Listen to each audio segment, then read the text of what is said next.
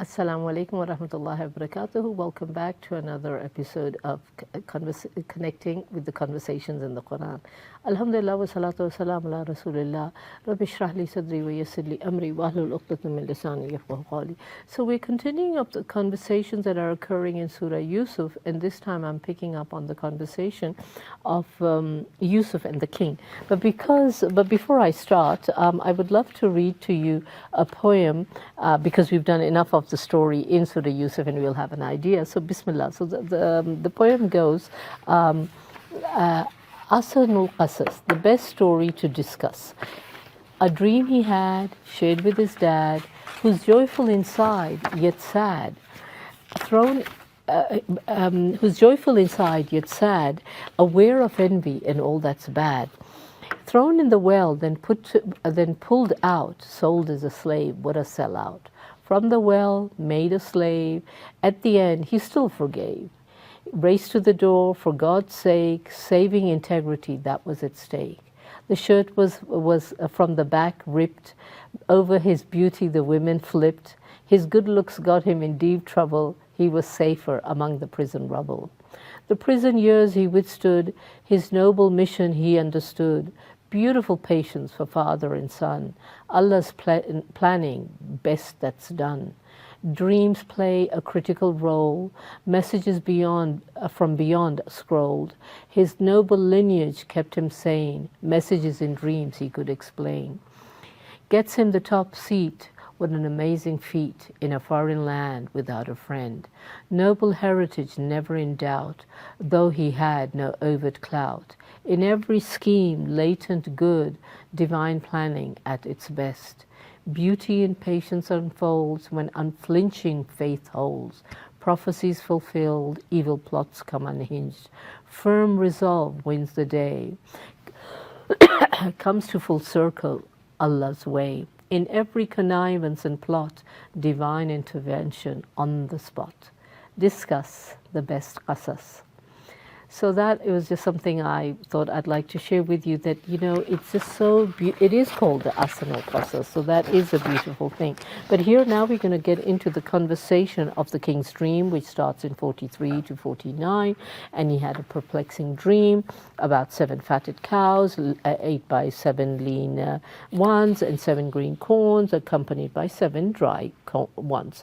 But his advisors are not able to give him a meaningful answer. Now that released prisoner, the one who was serving wine to his king, he remembers Yusuf's skills and suggests consulting him. So in Ayah 45 it says, when the man who had been released and now thought of him, of Yusuf, after so long a space of time, he said, I'll tell you the interpretation, send you to me. So I just want to stop there and pick the choice of words. Farsilun, just send me. Ana unabbi'ukum bitawilihi. I will tell you the tawil of, give you the knowledge. So here you can even go and extrapolate. He didn't say, I'll find the person. But you know, when you're in a situation of meetings and crisis, just let me go, I'll get you the answer. And I know that in today's life, this is it, they're bringing it home. Sometimes even your hubby or your wife, you know, he says, oh, well, what happened to that? She says, okay, just hang in there, I'm coming, or I'll bring you. And you're like, where did they go? They didn't explain anything, they didn't say anything. But frequently, whether it's in the car and your hubby suddenly goes off and you're like, hello, we were just getting this, where's he off to? Use those examples for children, their parents, for parents, their young ones, and you say, well, he should have told me before he left. Where was he going? So that's what I get as a take home from, he just said, Fa'arsilun, let me go. So okay, so then he does go and he gets to Yusuf, and also here, now he's in jail. We skip all the thing that you have to get entry into the jail, what it is, how are they going to see Yusuf. He gets to the point. He said, oh Yusuf, Yusufu, ya ayyuha siddiqu, O man of truth, expound, aftina fi, and tell us this. And he gets straight to the point. For me, what is also beautiful for this guy, this ex-prisoner, who's now the server in the court of the king, he gives the story exactly as he heard it from the king. So when he said 7 fatted cows whom 7 lean ones devour, here again he says 7 fatted cows whom 7 lean ones devour. And so go and check that the ayah in the Arabic, the words are exactly the same. For me, the take home from there is when you have to go and relay something, don't be like the Chinese whisper. Somebody said something, you modulate, and frequently we do that. So I remember saying something, this was not there. Oh, so he got it wrong. You immediately presume something else on top of it. And I've seen that now so frequently, but that's not what I said. I just said that was missing. Oh, right, because he didn't do it. Yes, you extrapolate from something into something else. So that's another take-home message, that what you see or hear or what is the message, you convey it as it is. And I know I was notorious. I'm good at just, you've got the gift of the gab, so you change the word. He said in that way, it wasn't very clear, so I enhance on it and I pass it on. But no, you haven't got the essence of what was said in the first place. And you have messed about with it, you've changed it. Sometimes it can be useful, but on the whole, this is for me the take home, that when he says to Yusuf and gives him the story of the dream, as it was, he heard it. That's how he passes it on. And this, in facilitation, in workshops, you often see, don't extrapolate, don't add to the of what has been said. You always, instead of saying what you heard, you presume something. And there's a whole long history on that, and you can get into a lot of that. But anyway, and so Yusuf alayhi salam also didn't say, yeah, thanks a lot, buddy, you came after so many years. None of that. He gets to the point and he gives him the answer. So, again, take home, whether it's in meetings, whether, these long arguments, when you have board meetings, when you have your corporate, housing society meetings, anything. And government, we know it very well, how in government it's on and on and on, whether it's in parliament, whether everywhere. So to the point, he said, for 7 years, this is what you'll have to do, and you leave them in there, and that's what you do. And after will come 7 dreadful years, and this and that. So he immediately gives it in a nutshell. It's like when we did the story of Suleiman with the ant, and she said, first she gave the directive, get in, because somebody is coming and they might crush you. This is what we need to be doing, of taking home lessons straight from the Quran. And then so on. So then the king said when he heard it, and again, we're skipping, it's all given in bullet points and to the point. So when he does it, he wants to summon him. The king says, bring him to me in 50 to 53. And look, so because he's impressed by the interpretation, and now and so on. But this is again, subhanallah, and we need to, Yusuf refuses to leave prison until his innocence is established. And I know, like at customs, immigration, they hold you up, they take you on one side or something, and you're caught. And if they let you go, you're like, let me just get out of here. And whereas you will see time and again with our prophets, our Rasul sallallahu alaihi wasallam, it's like not just me, my whole crew. They need to come away with me too. So I'm not going to move until they're also coming. So extrapolate that kind of thing. And so he says, no, I'm not happy in jail at all one bit, but I'm just going to sit here fine until you say, ask him what is the state of the mind of the ladies who cut their hands, and Inna Rabbi bikaydihunna alim. Allah knows well of their snare, was very well alim. And so they investigate the matter. The king investigates and learns his integrity, and he gets his name cleared. So sometimes we also need to know. I know it's not easy. God forbid somebody's bad things have happened, kidnapping, or like even now the Hamas. They can say, no, as long as we are free and we are out of here, it doesn't matter what happens. No, they don't do that. They're right there. The ones who have been shaheed and killed, they've been right there. It isn't that, let me be in a safe place and heck with everybody else. No. So he learns of his integrity and clearing the name. So clearing your name, clearing your country's name, clearing other things is so key to what is going on today.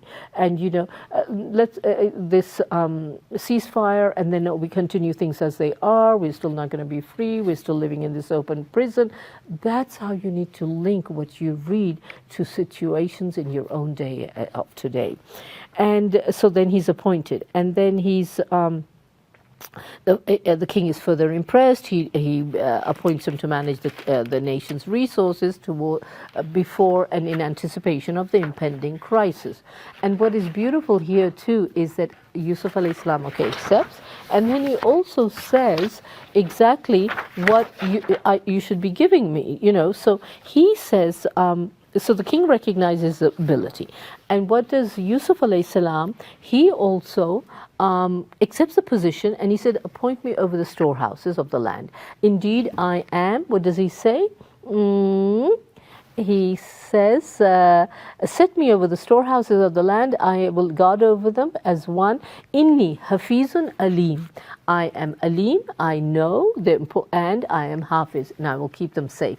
So again, when you are given a position of authority, I am the treasurer, I am the Baitul Mal captain, or whatever, is how do you do it? No, I can take out my expense account, and I can take out this, and I use so much this, and I use my own pencil or my pen or my paper to print out, so I can get a refund for that.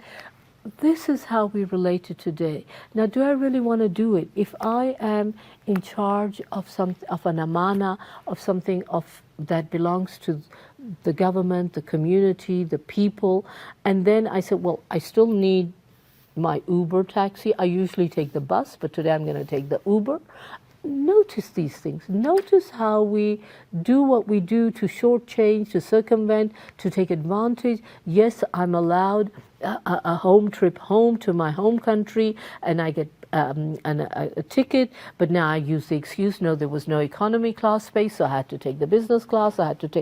This is how we try and internalize what is there, and how in amana am I? How am I a hafiz? How am I fulfilling a trust given to him? So he says, no, I'll be, and so the other thing is, especially with languages and interpreting, if you're going on a group, on a tabligh, on a jamaat, and you're going outside to do, if you know the language of the place, Portuguese, Spanish, whatever, you say, I'm coming also. Put me in charge. I will be the interpreter for you. So have it in you that he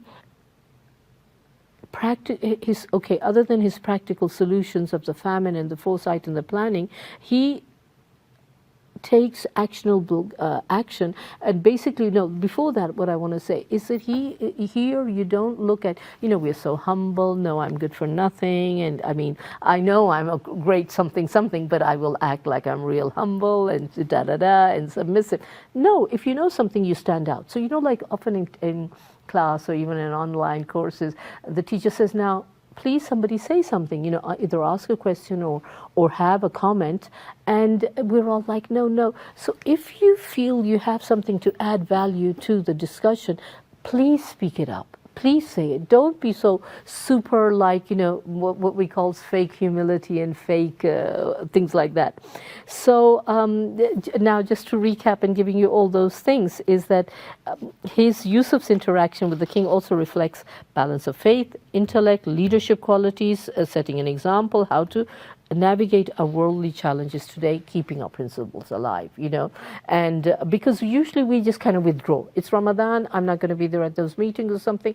No, is it really going to hurt you if you've got the masjid around the corner, if you break your fast in a position? No, I need to have my homegrown food or whatever. Anyway, that's just, I'm digressing. But Yusuf alayhi salam does not shy away from offering his skills to benefit society, showing that humility does not mean denying one's capability. Strategic thinking and planning, leadership, look at that, subhanAllah. Don't we need that? We always say we don't have proper leadership in our communities, in our country, and so on. His practical solutions to the famine demonstrates foresight, planning, and qualities of great readers. So he doesn't only just interpret the dream, he gives you actionable guidance. And despite years of hardship, Yusuf alayhi salam remained patient and trusting in Allah's plan, and ultimately being vindicated and elevated to a position of influence. And also, his years in jail didn't dilute his brain, didn't make him into a zombie, didn't do anything which we often say, oh, I've been traumatized. Now it'll take me 5 years because I come back to even keel. So with that, I'm going to end off, and I pray whatever's been said is beneficial. So subhana rabbika rabbil izzati amma yasifun wa salamun al mursalin walhamdulillahi rabbil alamin. Assalamu alaikum wa rahmatullahi wa barakatuh.